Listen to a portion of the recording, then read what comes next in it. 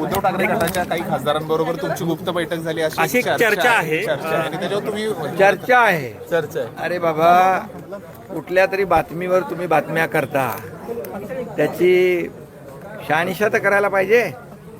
माझी कुणाची बैठक झाली नाही, कुठल्याही खासदारांच्या बरोबर बैठक झाली नाही, हे मी सकाळीच पण सांगितलं. आणि त्यामुळे खरं म्हणजे मी असं लपून छपून कधी काय कुठल्या बैठका कधी करतच नाही आहे. माझं उघड काम असतं सगळं.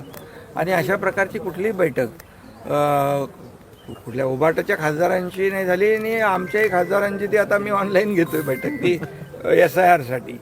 त्यामुळे फक्त एवढंच आहे की आपण देखील न्यूज चॅनलनी एखादी कुठल्या तरी प्रिंट मीडियामध्ये बातमी आली, त्या बातमीचा आधार घेऊन बातम्या चालवणं टाळलं पाहिजे.